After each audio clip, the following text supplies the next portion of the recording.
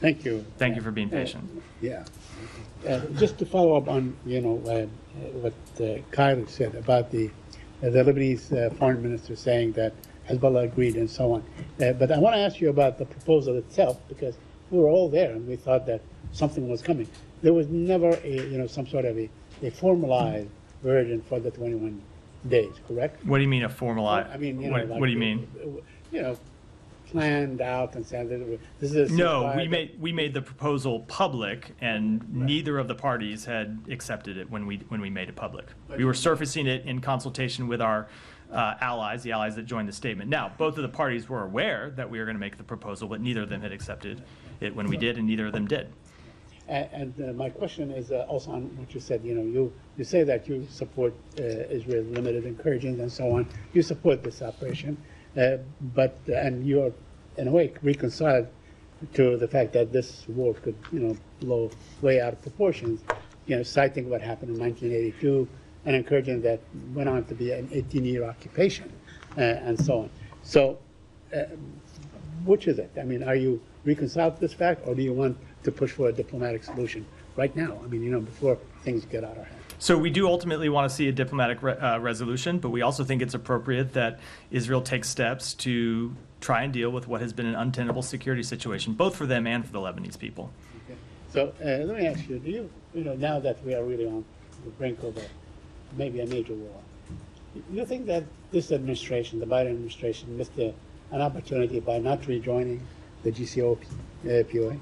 So if you recall, Saeed, and I assume you were here in 2021 and 2020. I wasn't, but I think you were here during the law, and probably heard from Ned a number of times about this situation.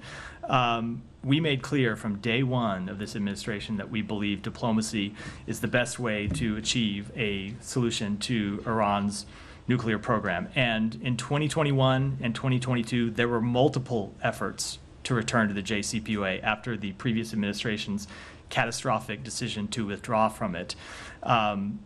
We approached that process in good faith. We worked with our allies and partners on it, and ultimately Iran wasn't serious about the process, and they demonstrated that by walking away from it in 2022.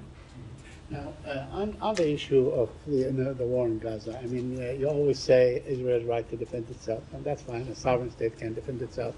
But also Israel uses the euphemism or the pretext, whatever you want to call it, of saying that there are human shields and so on. So conceivably, these are not regular. I just missed the pretext of what? No, and the pretext of continuing its attacks and so on populated neighborhoods and many places, saying that there are militants in these areas and so on.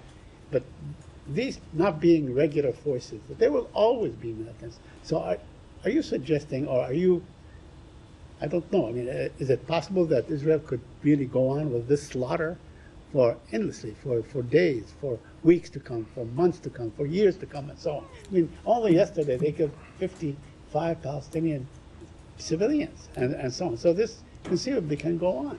So I answered a similar question from you yesterday, and we obviously support Israel's right to defend itself. As you said in the run-up to your question, as would be the case for any nation facing an ongoing terrorist threat. But also, ultimately, we want to see the establishment of an independent Palestinian state, which I'm going to be perfectly blunt. The absence of a Palestinian state in no way justifies terrorism against the state of Israel and Israeli civilians. It absolutely does not. We're also aware that the absence of a Palestinian state is one of the major drivers of insecurity and instability in the region. And we continue to believe that the best way for Israel to achieve its long-term security, in addition to all the benefits it would bring to the Palestinian people and all the benefits it would bring to the region, is the establishment of a Palestinian state. The current government of Israel has made clear that they have a very different view of that question. We will continue to make clear on behalf of the United States what we believe is in their interest and what we believe is in the broader region's interest. Nadia.